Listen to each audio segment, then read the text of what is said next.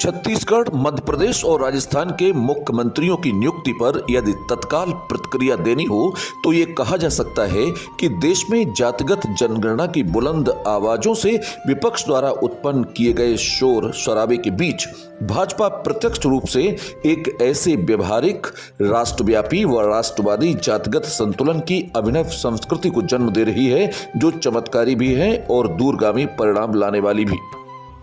छत्तीसगढ़ में आदिवासी जनजातीय समाज से, मध्य प्रदेश में यादव समाज से और राजस्थान में ब्राह्मण समाज से भाजपा शीर्ष नेतृत्व द्वारा लाए गए मुख्यमंत्री चेहरे देखकर सतही राजनीतिक चिंतन करने वालों को यह मात्र जाति का अंकगणित दिखाई दे रहा होगा। परंतु इतना ही नहीं है। यदि इस निर्णय की गहराई में जाएं तो पता चलेगा कि भाजपा की यह निर्णय संस्कृति नई नहीं है। चौंकाने वाले निर्णय देने के लिए मोदी प्रख्यात हैं। इसमें आश्चर्य नहीं होना चाहिए और शायद कोई आश्चर्य है भी नहीं।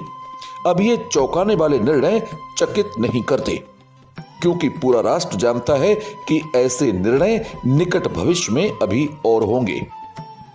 भाजपा या मोदी जो राजनीति कर रहे हैं वो सर्व समाज की राजनीति है। हाँ, क्षत्रियों को लग सकता है कि उन्हें हाशिए की ओर ले जाया जा रहा है, जबकि उन्हें ऐसा नहीं लगना चाहिए क्योंकि ऐसा है ही नहीं। भाजपा का राजनीतिक सिद्धांत राष्ट्र प्रतिमा का है।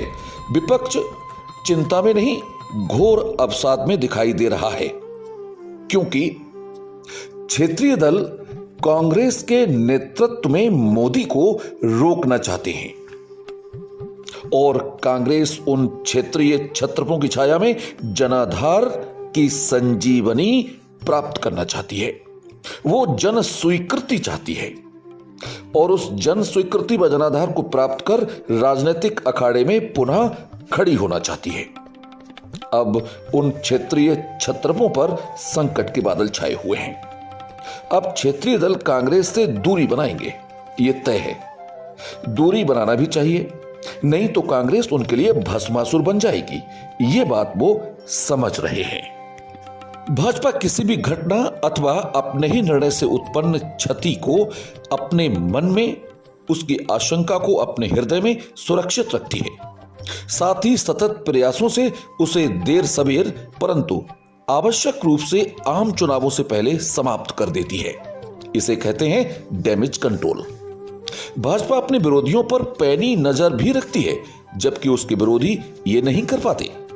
वह अपने विरोधियों के मनोविज्ञान का अध्ययन करती है, जबकि भाजपा विरोधी ऐसा नहीं कर पाते।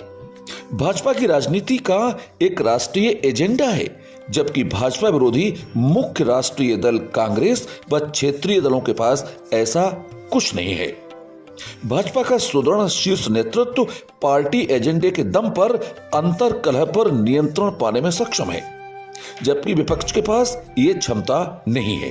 ऐसा इसलिए है कि विपक्ष वंशवाद की राजनीति करता आ रहा है, जिससे वर्चस्व के प्रति शंका, आशंका व असुरक्षा का जन्म होता है, जबकि भाजपा अपने साधारण कार्यकर्ता को प्रधान से प्रधानमंत्री बनाने का साहसिक कदम उठाने का दम रखती है।